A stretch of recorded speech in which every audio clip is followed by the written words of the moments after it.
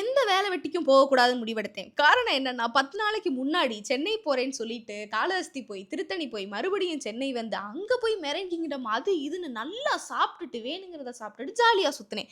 அப்பவே தெரிய வேணாமா ஏதோ நடக்க போதுன்னு சொல்லிட்டு, சொல்லி வச்ச மாதிரியே ஐ இன்ஃபெக்ஷன், காய்ச்சல், சளி, தலைவலி, தொண்டவலின்னு கிட்டத்தட்ட 10 நாளா முடியாம கிடந்தேன்.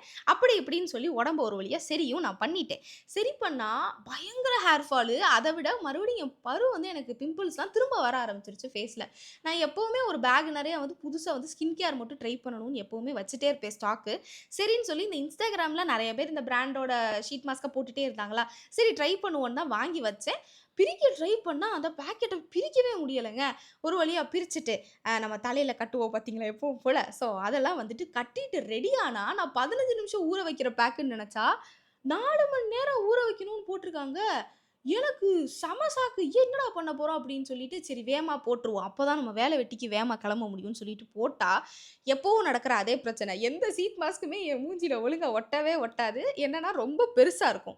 அண்ட் போட்ட பிறகு வந்து செம்ம சில்லுன்னு இருந்துச்சு. அண்ட் இந்த ஒரு வேடத்த பார்த்துட்டு என்ன பிரச்சனை ஆயி போச்சு அப்படின்னா, எங்க வீட்ல ஹெல்ப்பர் அக்கா இருப்பாங்களா, அவங்களோட குழந்தை என்னைய பார்த்து பயந்து கத்தி வந்து அழுக ஆரம்பிச்சுருச்சு. எனக்கே சங்கடமா போச்சு. சரின்னு ஒரு 3 மணி நேரம் 15 நிமிஷம் டைமர செட் பண்ணிட்டு, நானும் போய் படுத்து தூங்கிட்டேன். 3 hours later. ஒரு வழியா 3 மணி நேர டைமர் வெற்றிகரமா நம்ம முடிச்சுட்டோம். பிரிக்கிறப்ப அந்த ஒரு சாட்டிஸ்ஃபேக்ஷன் கிடைக்கும் பாருங்களேன். அண்ட் பிரிக்கிறப்ப எனக்கு வந்து தெரிஞ்சிருச்சு. ஆஹா! நம்ம மூஞ்சி கொஞ்சம் குளோயிங்கா தான் இருக்குன்னு. பிகாஸ் எனக்கு வந்து ஒரு 2, 3 ஷூட் இருக்கா இதுக்கப்புறம்.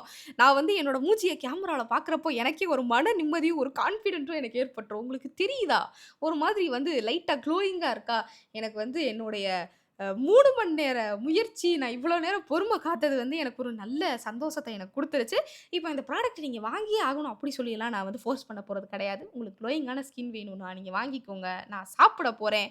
ஓகேவா? ஒண்ணு லிங்க்ன்னு கமெண்ட் பண்ணுங்க. இல்ல அப்படின்னா ப்ராடக்ட்டோட நேமையும் நான் கீழ எழுதி வைக்கிறேன். தேடி கூட கண்டுபிடிச்சுக்கோங்க. ரைட்டா? டாட்டா.